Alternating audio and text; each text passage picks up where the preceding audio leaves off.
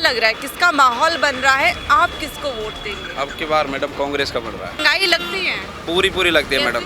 तेल देख लो, सिलेंडर देख लो, MSP देख लो, इस पे अब किसानों के कुछ नहीं हो रहा। जो वादे किए थे वो सारे फेल हो गए। 15 लाख रुपए की बोली थी वो फेल हो गए। मोदी कहते हैं कि ये तो अभी ट्रेलर है। मैडम वो टेलर ही दिखाते हैं हर चीज का, पिक्चर तो दिखाते ही नहीं। खुद नौकरी कर रहा है क्या? मोदी नौकरी कर रहा है तो उसको बेरोजगारी कहाँ से लगेगी? आप बताओ मैडम। जब से ये अग्निवीर योजना आई है बेरोजगार हो चुके हैं युवा, तो ये तो कांग्रेस चली गई ना, ऐसे ये मोदी चला जाएगा। आप देख लें 400 पार तो ये हवाबाजी है, इसमें कोई आधार नहीं है इसका। कोई बात इनकी आज तक कोई पूरी नहीं हुई। और कोई सवाल पूछ ले तो विकास करेंगे। कब करोगे विकास? जनता मर जाएगी जब करेंगे। इसको वोट देंगे आप? अनिल चोपड़ा। उनके साथ में सचिन पायलट भी आए, इससे भी थोड़ा फर्क पड़ा है। मैडम पायलट साहब का ही तो हाथ है पूरा।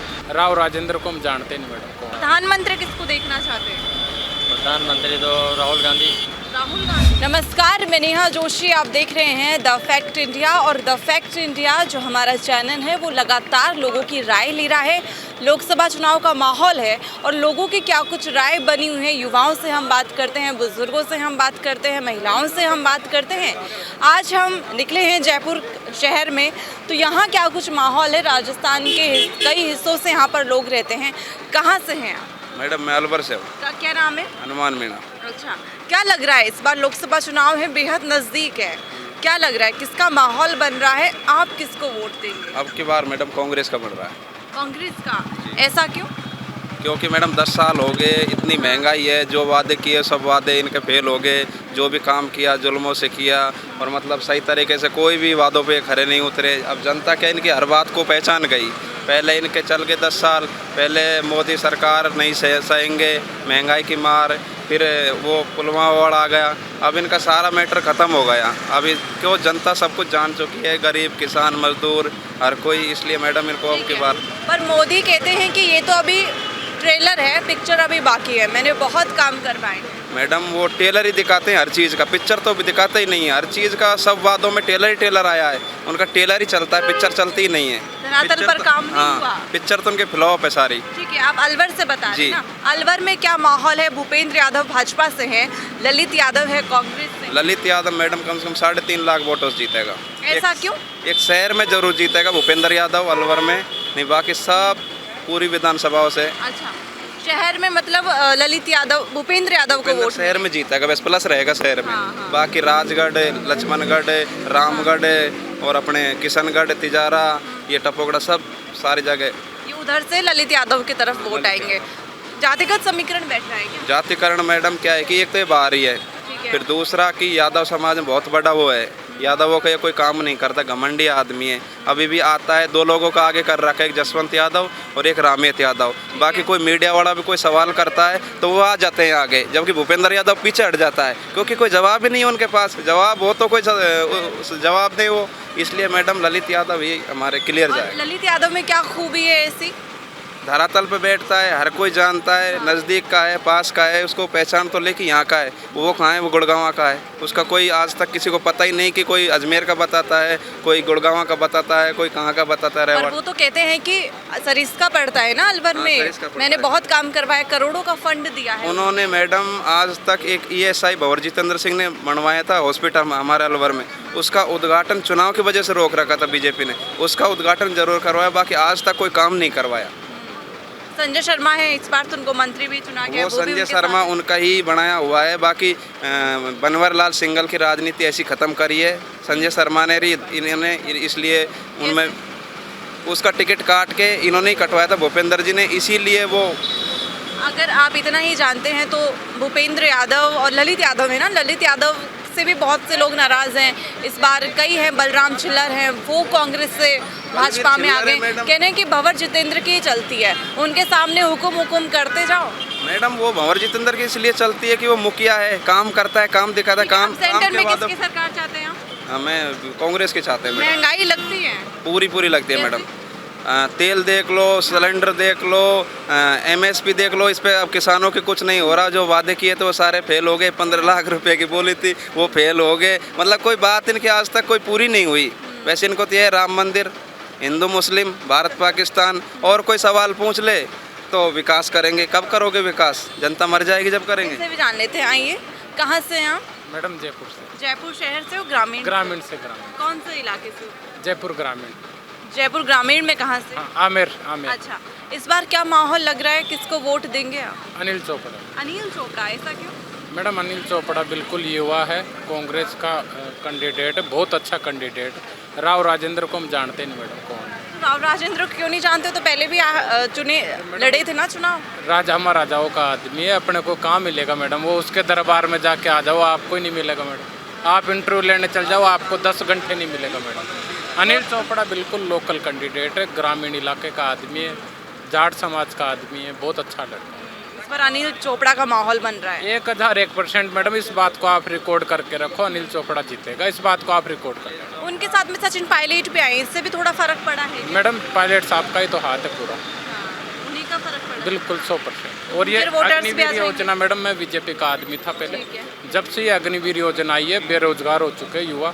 अब ये बच्चा मैडम, अभी मैं अब ये बच्चा मैडम आर्मी की तैयारी कर रहा है, 4 साल बाद में ये क्या करेगा आप बताओ? आर्मी की कर रहा है। मैडम शादी भी नहीं हो रही अब बच्चों ये की आज। मैडम इस बच्चे से आप बिल्कुल सत्य बात पूछो मैडम। बताइए कौन सी तैयारी कर रहे हैं? किसकी कर रहे हैं? आर्मी की। आर्मी की कर रहे हैं। तो अग्निवीर योजना है, उससे क्या परसेप्शन बना हुआ है कि मैं मेरा भविष्य इसमें देखता हूँ, तो क्या लगता है आप? मैम वो एक तो अग्निवीर योजना का इनने 4 साल कर दिया, वो तो गलत है ही खैर, पर इनने 50% कर दिया, वो भी है ही, पर है ही 4 साल की 4 साल दिक्कत। से दिक्कत है आपको? हाँ मैम है ही। मैडम इसमें ना तो देश का बताइए। विकास हो रहा, ना इसमें युवाओं का हो रहा। अब 17 साल का लगेगा, 21 साल में घर आ जाएगा, वो क्या विकास कर लेगा? रेलवे की वैकेंसी पिछले 5 साल से आप बताओ, एक भी रेलवे की वैकेंसी नहीं आई। तो वो तो कह रहे हैं कि बेरोजगारी खत्म हमने कर दी है, महंगाई हमने खत्म कर दी। मोदी कह रहे हैं तो मैडम ट्रेलर है। बताता हूँ, वो खुद नौकरी कर रहा है क्या? मोदी नौकरी कर रहा है, तो उसको बेरोजगारी कहाँ से लगेगी आप बताओ मैडम? अगर आप भी कोई कंपटीशन की तैयारी निकलती, आपके भी तो इसकी वैकेंसी निकली थी अभी, ये क्या कहते हैं आपके इसमें मीडिया वालों की वैकेंसी निकली थी, वो भर्ती रद्द हो गई, ठीक है। और सारे पेपर लीक, ठीक है। तो ये इससे तो ये तो कांग्रेस चली गई ना, ऐसे ये मोदी चला जाएगा, आप देख लेना। तो कांग्रेस में भी पेपर लीक हुए। गया ना, कांग्रेस गई ना। हाँ, फिर बेहतर कौन सी है? दोनों बेहतर अब कांग्रेस है मैडम, क्योंकि ये गवर्नमेंट एक भी वैकेंसी नहीं निकाल रही, सेंटर की सारी वैकेंसियाँ खा गई। आरपीएफ की वैकेंसी 4600 कोटा पोस्ट मिली, बताओ मैडम, और फार्म कितने भरेंगे? 46 लाख, कहाँ से विकास होगा मैडम, आप ही बताओ। तो इस बार अनिल चोपड़ा उधर से जीत 1001% मैडम, इस बात को रिकॉर्ड कर लो, अनिल चोपड़ा जीते। 15 से 28 ठीक सीट आ रही है है। मैडम। बताइए आप क्या कहेंगे? बताइए आप क्या करते हैं? मैं तो मैकेनिक का काम करता हूँ। अच्छा, क्या माहौल लग रहा है? कहाँ से? इधर से जयपुर से ही हो? कांग्रेस ही है मैडम। जयपुर से हो क्या? जब वहाँ पर सवाई माधोपुर से हरी जी मीणा है, हाँ, हरी जी मीणा, वो भी कांग्रेस है, कांग्रेस से ही बढ़िया वोटों से जीतेंगे, वो भी इस बार जीत जाएंगे। जीतेंगे वो भी। और जौनपुरिया? जौनपुरिया जी नहीं है, क्योंकि वो उनके घर से हरीश मीणा जी जीतेंगे। वो तो कह रहे हैं, जौनपुरिया कह रहे हैं कि मैं उनकी राजनीतिक मौत कर दूंगा, इस तरह के बयान कहने से सुने कुछ नहीं आपने? होता मैम, कहने से कुछ नहीं होता। कहने में आदमी कुछ भी कह सकते हैं कि भाई मैं ये कर लूँगा, वो कर लूँगा, कहने से थोड़ी होता है, करने से होता है सब कुछ। वो तो कह रहे हैं वो उन्होंने, अगला वो आदमी कर सांसद रहा रहे है, हैं, वो कर रहा है, हरीश जी मीणा कर रहे हैं, तो वो कर रहे हैं तो ऑटोमेटिक आएंगे। वो जाहिर सी सांसद बात। रहे हैं सुखबीर जौनपुरिया, काम करवाया है क्या? काम करवाया लेकिन इतना नहीं करवाया। लोगों से नहीं मिला। वैसे आदमियों से भाई अपना काम निकाले, जैसे कि मेरा काम जीतने के बाद में, जैसे कि जीतने से पहले तो 10 बार जाते हैं और जीतने के बाद एक बार भी नहीं जाते, फिर नहीं आते। फिर नहीं आते। इस बार किसका माहौल बन रहा है इस उधर? बार हरीश जी मीणा का। उधर सचिन पायलट भी आए थे उनकी जनसभा में। सचिन पायलट जी भी आए थे, बढ़िया। सचिन पायलट जी भी बढ़िया आदमी हैं, उन्होंने खूब करवाया है। और बढ़िया। सेंटर में किसकी सरकार चाहते हैं? इतना मैं नहीं जानता। मोदी के चाहते हैं या कांग्रेस? वो तो कांग्रेस की आएगी मैडम। सेंटर में प्रधानमंत्री किसको देखना चाहते हैं? प्रधानमंत्री तो राहुल गांधी। राहुल गांधी। आप कहाँ से? मैं तो कोटा से हूँ। कोटा से हैं। इधर आइए। वहाँ पर क्या माहौल बना हुआ है कोटा में? प्रहलाद गुंजल को जानते हैं? जानता हूँ, ओम बिरला को जानते हैं? जानता हूँ। किसको वोट देंगे इस बार? इस बार दोनों का ही मानस है वहाँ पे, तो अब देखो क्या होता है। हाँ। ओम बिरला ने काम करवाया ही क्या उधर? ना काम तो लोगों से जुड़े हुए रहते हैं, अच्छा, जुड़े ज़्यादा हुए रहते हैं। ठीक है, और भी युवा साथी है हमसे।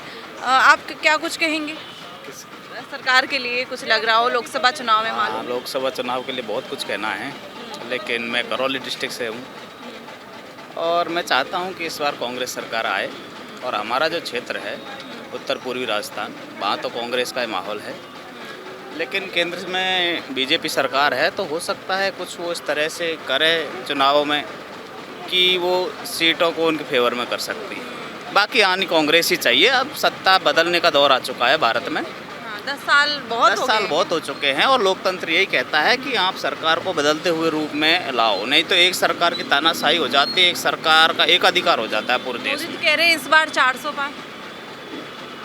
ये 400 पार तो उन लोगों के लिए हैं जो वास्तव में उनको शिक्षा नहीं है, जो भावनाओं में बह सकते हैं, जो राष्ट्रवाद की भावना से काम करते हैं, जो सेना के आधार पर वोटिंग करते हैं। अगर शिक्षित नागरिक वास्तव में सोच रहा है तो 400 पार तो कहीं नहीं है। सीटें कम होगी इस बार, बीजेपी की सीटें इस बार कम होंगी। अब ये असमंजस है कि बीजेपी की सरकार आ रही है या नहीं आ रही है, लेकिन 400 पार 300 पार ये तो सब एक चुनाव का माहौल क्रिएट करना है। ऐसा कुछ नहीं है। पूरे देश की जनता में, खासकर युवाओं में तो बेरोजगारी इस स्तर तक पहुंच गई है कि आज तक पूरे इंडिया में कभी ब्रिटिश काल के बाद इस टाइम बेरोजगारी का स्तर है। तो 400 पार तो ये हवाबाजी है, इसमें कोई आधार नहीं है इसका।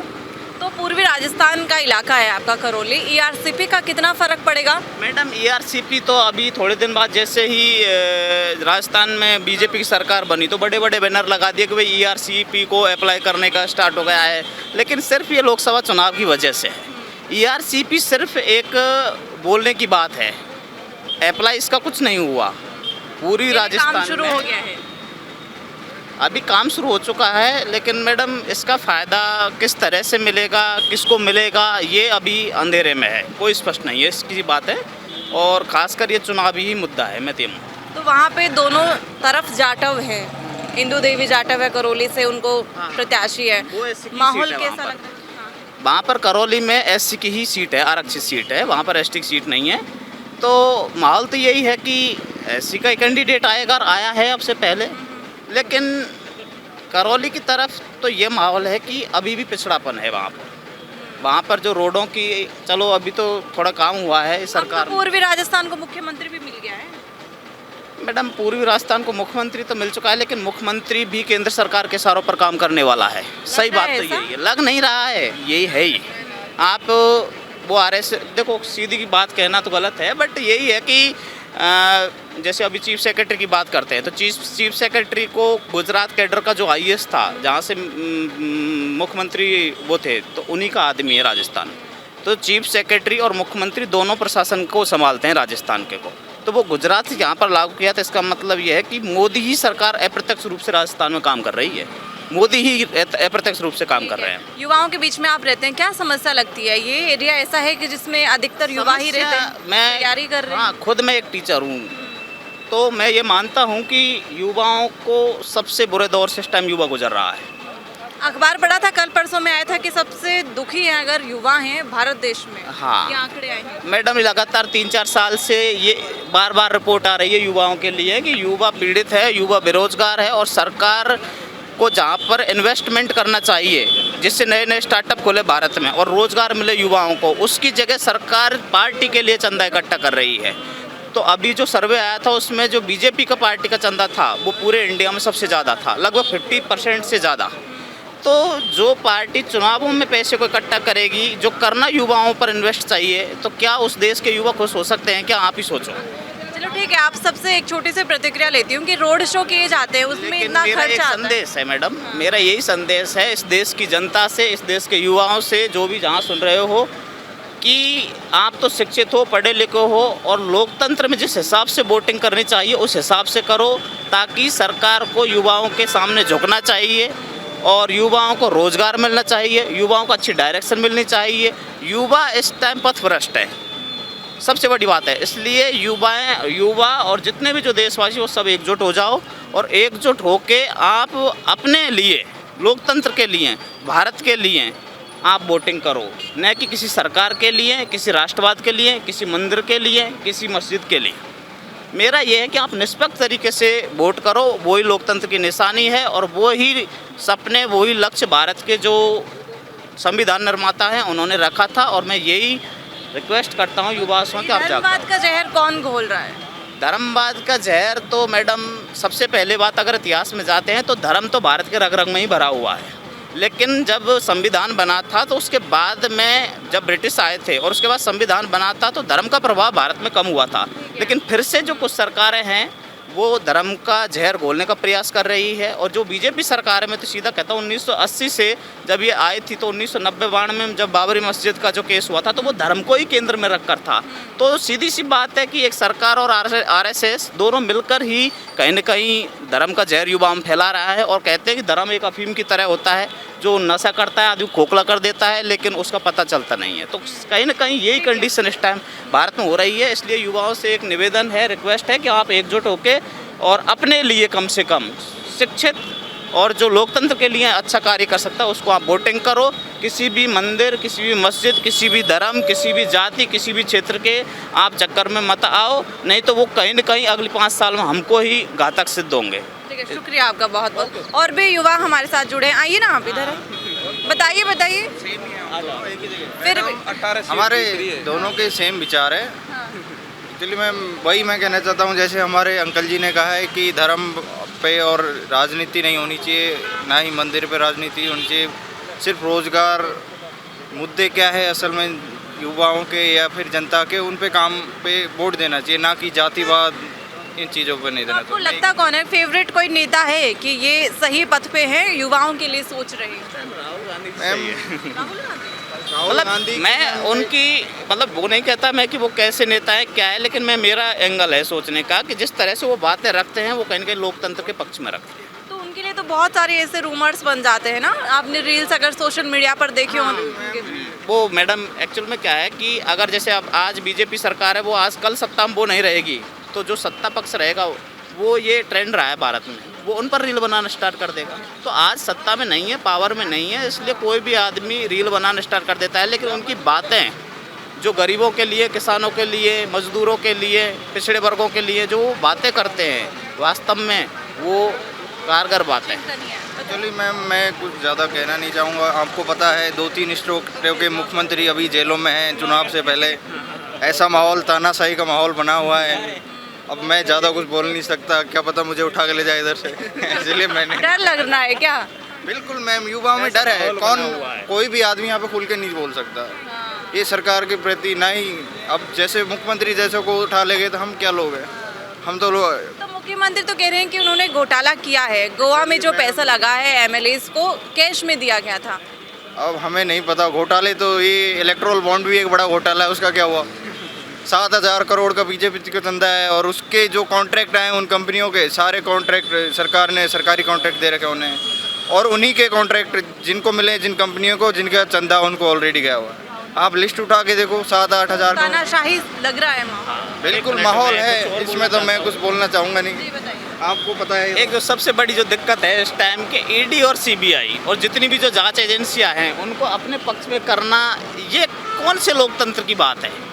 ईडी सीबीआई दोनों को और जितनी भी जो जांच एजेंसियां हैं, केंद्रीय जांच एजेंसियां हो, तो उनको वो अपने फेवर में कर रहे हैं और उनकी शक्ति बढ़ाने पर ध्यान दे रहे हैं ताकि आने वाले फ्यूचर में वो उनके लिए ही एक लाभ का काम करे। तो मैडम ये चीज़ें बहुत गलत है। आप ईडी और जो सीबीआई और जितनी भी जांच एजेंसियां हैं उनको निष्पक्ष तरीके से काम करने दो, तभी भ्रष्टाचार का खुलासा हो पाएगा, तभी क्रिमिनल व्यक्ति का खुलासा हो पाएगा। नहीं तो ईडी और सीबीआई से तो देखो हम ही डर रहे हैं इस टाइम, हम डर रहे हैं, क्या पता हमको उठा के ले जाए ईडी और सीबीआई। मैडम ये बताओ, ये जीतती, अगर ये बीजेपी जीतती तो हरियाणा में 10 सीटों में से 6 को कांग्रेस को उतारा है, राजस्थान में ज़्यादा में नहीं तो 4-5 कांग्रेस को उतारा है। अगर इनको इतना ही वो है जीतने का तो फिर बीजेपी वाले खुद ही लड़ते। ये कुछ भी नहीं है। आपके राजस्थान में कम से कम 16-17 सीट आएगी और आप कांग्रेस की, और आपके चैनल में बोल रहा हूँ ना वो बिल्कुल करेक्ट है। वो ठीक है, हमने कई युवाओं से जाना है कि उनकी क्या कुछ राय है, जनता से हमने राय ली है, युवाओं की बड़ी समस्याएं हैं। जी बताइए। मैडम अभी जितने भी पहले कांग्रेस के थे, जितने भी भ्रष्टाचारी थे वो बीजेपी में चले गए, अब वो जाते पाप धुल गए। क्या आप बताओ मैडम इसका जवाब? वो तो वॉशिंग मशीन का नाम दे दिया है ना विपक्ष वालों ने कि यहाँ पर काम करो और वहाँ पे वॉशिंग मशीन में धुल जाता है। अब ये राजेंद्र यादव है बैरोड साइड का, कोटपुतले का, अभी इस पे ईडी का छापा पड़ने वाला था। आधे तो डर के मारे मैडम खुद ही दुपट्टा पहन रहे हैं, है ना। जैसे अभी जैसे ईडी का पता चला, दुपट्टा पहन के सुबह बाहर निकल गए, मैं तो बीजेपी का हूँ। तो ऐसा होता है क्या, लग रहा है आपको ही पता है मैडम ये तो? अब वो तो आप बताइए ना। बिल्कुल है मैडम। आप देखो लालचंद कटारिया, है ना, वो फंसने वाला था। राजेंद्र यादव, मतलब जितने भी इनके पीछे लगने वाले थे सब। अब डोटासरा जी के पास कुछ मिला नहीं, बेचारे के पास रोज़ कहता है मेरे को पकड़ो, उसको क्यों नहीं पकड़ो? उसने कुछ किया ही नहीं, ज़बरदस्ती उसको चोर बना रहे बेचारे। अगर करता तो आज उसको जेल में नहीं डाल देते क्या? जी जी। तो देखिए कुछ युवाओं से हमने बातचीत करने की कोशिश की है। युवाओं के अलग अलग मुद्दे हैं। युवाओं का कहना है कि बेरोज़गारी एक समस्या है और युवाओं में मोदी सरकार के लिए तानाशाही जैसा पर्सपेक्टिव बन गया है। अब युवाओं की नई सोच है, कुछ नया होना चाहिए। देश में भी बेरोज़गारी की जो आंकड़े हैं वो कम होने चाहिए। ये युवाओं का कहना है कि युवाओं के लिए नए स्टार्टअप, नए रोज़गार होने चाहिए। ये युवाओं की अपील है। ऐसे ही हम और भी तमाम लोगों से बातचीत करेंगे, ग्राउंड पर उतरेंगे और ग्राउंड में क्या कुछ माहौल बना हुआ है सीधा आप तक पहुंचाएंगे। इसके लिए आप देखते रहें द फैक्ट इंडिया। मैं नेहा जोशी।